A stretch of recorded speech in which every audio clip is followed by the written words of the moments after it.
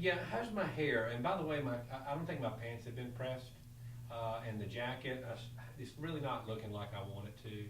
And Lance, Live at 5 is starting. oh, Live at 5 starts now.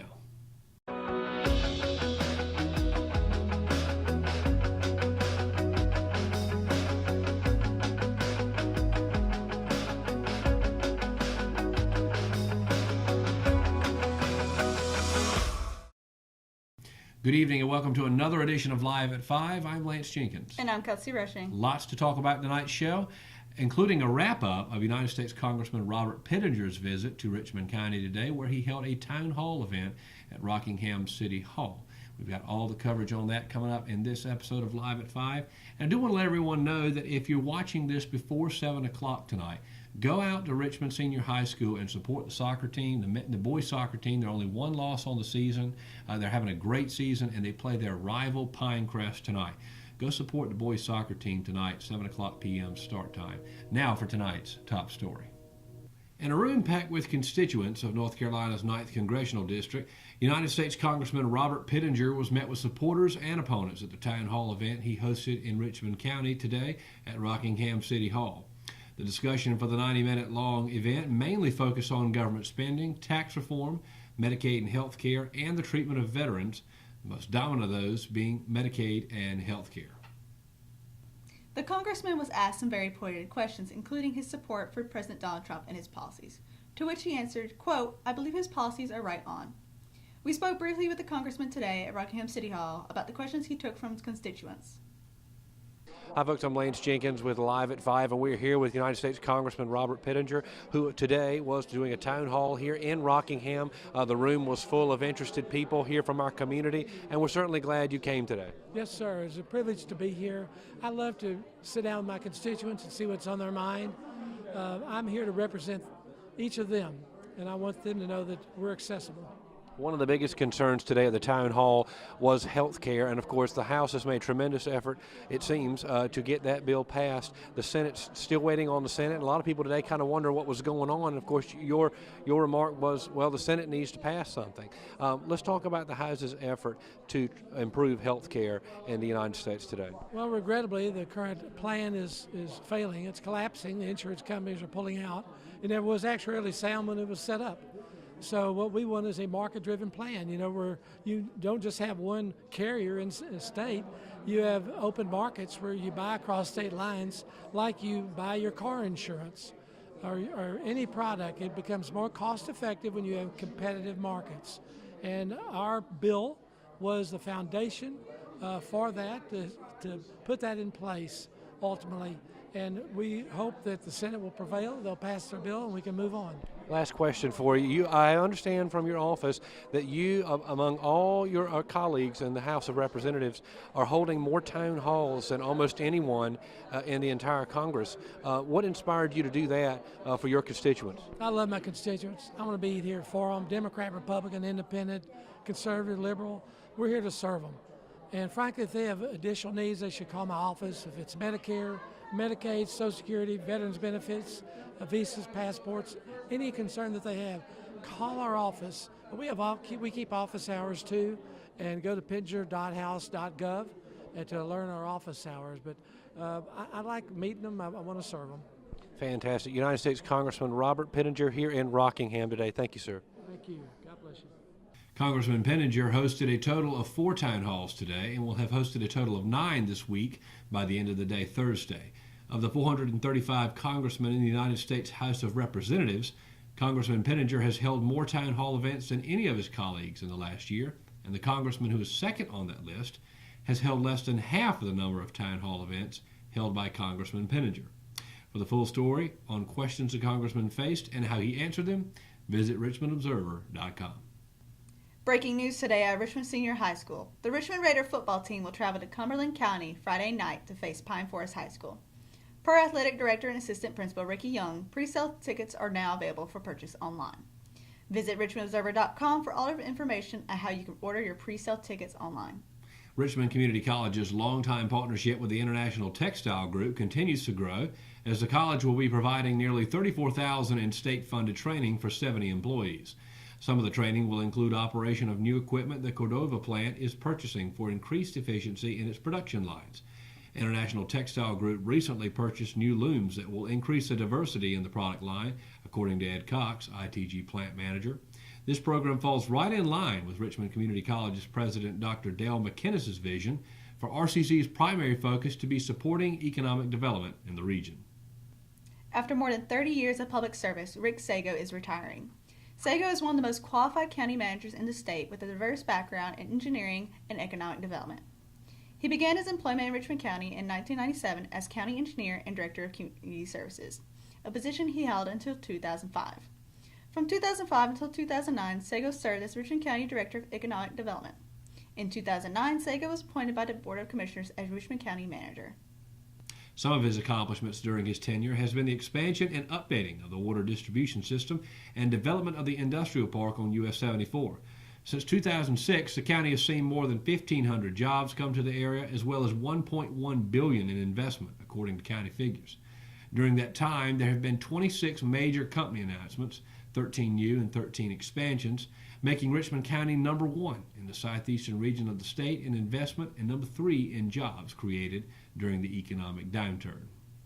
And we certainly wish County Manager Rick Sago the best as he will celebrate tomorrow being his last day before retirement. We certainly thank you for your years of service to Richmond County. I know the entire county does, and we certainly wish you the best in your retirement. Many accomplishments, it seems, that County Manager Sago had. And again, we thank you for those accomplishments. Wish you the very best. When we come back, we will have more sports and weather. Stay tuned. I'm Kelly. I worked at Champion Ford for 2 years. 6 years. 3 years. 1 year. I've been at Champion Ford for 13 years. 1 whole year. 15 years. I'm Jamie and I've been at Champion Ford for 12 years. I've been here 8 years. Champion prices, champion service, champion experience. Get treated like a champion today at Champion Ford. Just down the road from high prices, championfordlincoln.com. We are Champion Ford. Family Pharmacy has been serving Richmond County since April 2007, and we have enjoyed getting to know our customers since then.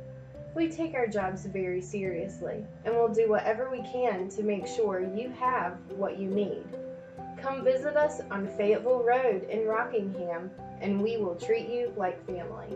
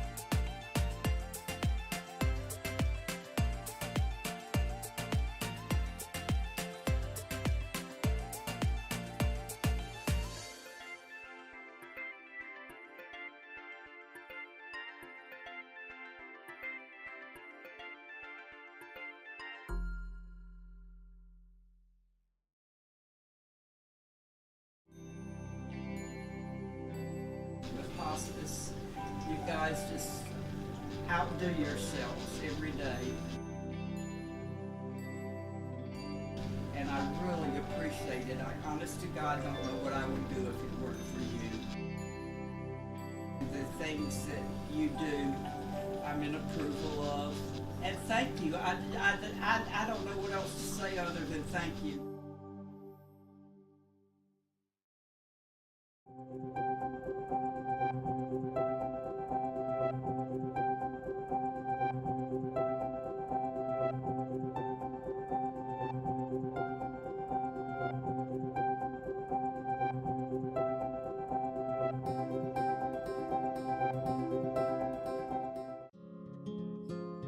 Willow Tree Antiques and Gifts is a specialty retail store in downtown Rockingham, in the heart of Richmond County. We are all about rustic, farm-style home decor and gifts. We offer a variety of antique, vintage, and new items. We love helping you make your house a home with unique, one-of-a-kind finds. We also have specialty gifts for all occasions.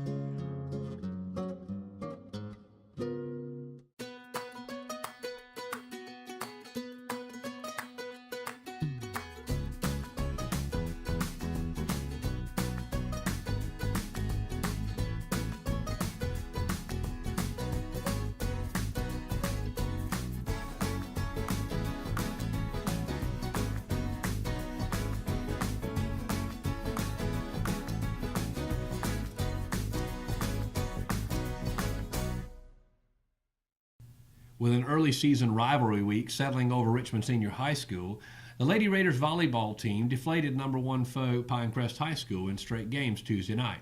After winning the Sandhills Athletic Conference title in 2016, which included 2 victories over Pinecrest, the Lady Raiders handled business by shutting out the Lady Patriots 3-0, winning 25-12, 25-19, and 25-22. For the 4th time in 6 matches, the Lady Raiders' defense was stellar and did not allow their opponent to take a single game. In the first game, Richmond breezed to an early lead, which head coach Shelley Wimpy credited her team's unwavering determination. Behind outstanding performances by its senior core, Richmond outside hitter Altman Griffin demolished a frail Pinecrest defense by drilling home several high-powered kills. Griffin finished the night with a team-high 8 kills, 12 digs, 10 points won, and 1 ace. Middle hitters Brianna Basic and Owen Bowers each chipped in with 5 kills. Bowers added 4 digs, 2 aces, and 2 blocks. Basic also contributed 2 blocks, 1 ace, and 1 dig. Defensively, sophomore libero Lane Maltsby provided assistance with 8 digs of her own, while senior setter Mackenzie Webb tallied 6. Webb also had 21 offensive assists. The junior varsity team also won in straight sets, not allowing Pinecrest to score more than 14 points in either set, defeating them 24-13 and 25-14. Leading the way for JV team was sophomore outside hitter Madison Jordan, who had 2 kills and 2 digs. Freshman libero Emmy Cooley tacked on 3 digs. Your 3-day weather report is brought to you today by Medical Center Pharmacy and Medical Park Pharmacy. Be sure to grab those raincoats for tomorrow because we'll be expecting thunderstorms in the area all day Thursday, and Friday looks the same. However, we'll be back to sunshine and white clouds on Saturday with a temperature at 85. Certainly seems like we may be in for a few wet days. Oh, definitely. And Harvey is still wreaking havoc. Yeah, it really is. And of course, as the storm continues to weaken, it will obviously become less destructive, but still a tropical storm as of right now. And certainly being cautious as the storm makes its way really kind of northeast. We will get some of the outskirts of it here in North Carolina. Nothing obviously compared to what happened in Texas, folks. So a lot of recovery efforts, emergency teams heading down to Texas. If you're not able to be a part of something like that, just keep the folks who have been impacted by Hurricane Harvey in your thoughts and prayers, as we're doing here at the Richmond Observer. Certainly appreciate you joining us for another episode tonight of Live at 5. We'll be back tomorrow night for yet another edition. And certainly remember that you can always watch this show on demand if you don't catch it live.